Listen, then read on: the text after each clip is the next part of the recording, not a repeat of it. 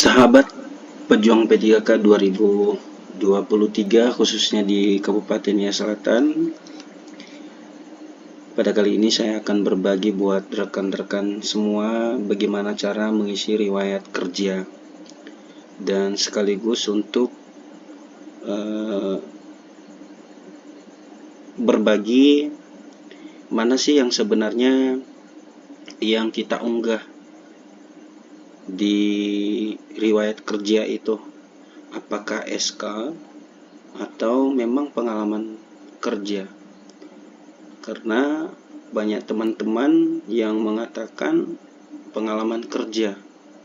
Selanjutnya ada juga yang mengatakan SK. Jadi ini salah satu hal yang membuat kita ragu. Namun menurut saya, ini hanya menurut saya saja, yang kita unggah itu adalah SK yang kita dapatkan dari sekolah. Kenapa harus SK? Karena sesuai dengan yang diminta pada menu unggahan itu, yang diunggah itu adalah surat perjanjian kontrak. Dan kemudian hal ini juga saya sudah tanya kepada salah satu pegawai di BKD kita di Nia Selatan, dan katanya itu yang diunggah SK. Jadi saya semakin lebih yakin bahwasanya yang memang diunggah itu adalah SK. Jadi mari kita dulu lihat apakah memang benar yang diunggah itu adalah SK atau memang pengalaman kerja. Jadi kita coba lihat menunya ini. Misalnya sama saya ini yang saya input tanggalnya mulai tanggal mulai ini dulu, kita bahas dulu ini. Tanggal mulai ini adalah tanggal TMT yang ada di SK kita. Kemudian ini tanggal selesai, tanggal berakhir SK itu. Jadi TMT di SK saya itu pertama yaitu 8 Juli 2009 dan berakhir SK itu tanggal 31 Desember 2009. Ya, kita coba lihat menunya. Ini yang pertama, jenis instansi.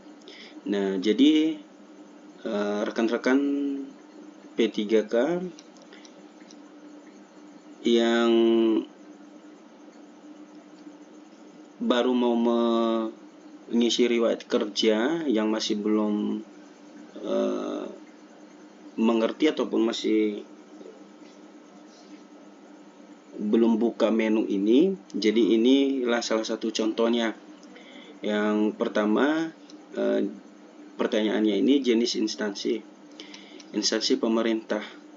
Kemudian instansi pemerintah ini, nah jadi kita memilih instansi pemerintah.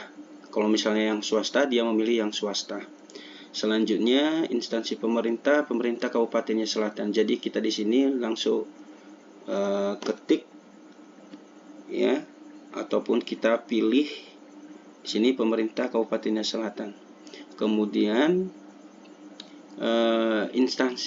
instansinya ini adalah nama sekolah kita, nama sekolah di mana kita mengajar, SMP Negeri 6 Lausah.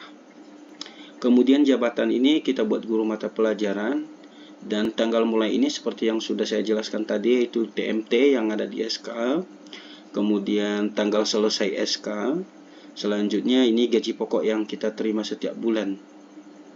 Selanjutnya ini surat keputusan. Nah, jadi sini sudah jelas surat keputusan SK. Jadi bukan surat keterangan pengalaman kerja. Jadi yang awalnya itu pas saya buka juga ini adalah surat pengalaman kerja yang ada. Jadi kalau misalnya juga kita lihat di tutorial yang ada bagaimana cara mengisi riwayat kerja itu, yang ada di sini itu adalah surat pengalaman kerja. Jadi kita khususnya di Nia Selatan itu beda yang ada itu surat keputusan. Nah, di sini SK-nya, nomor SK-nya kita input di sini, kemudian tanggal keluarnya SK itu.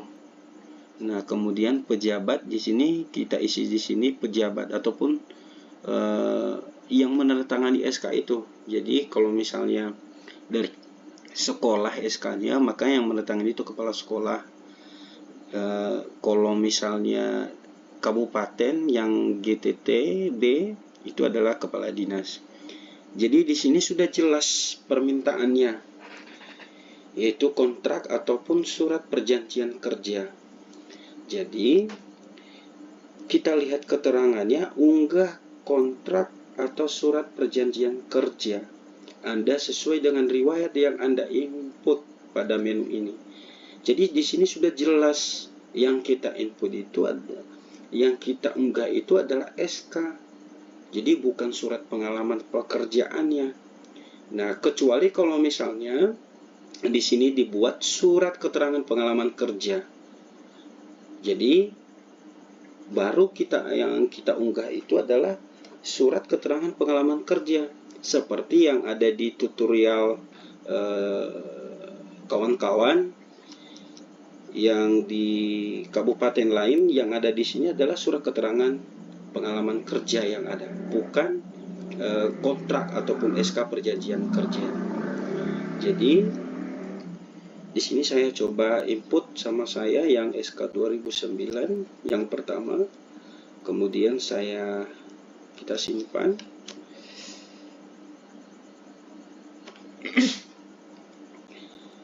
Nah, selanjutnya di sini PDF SK itu kita buat dalam PDF, jadi baru kita unggah.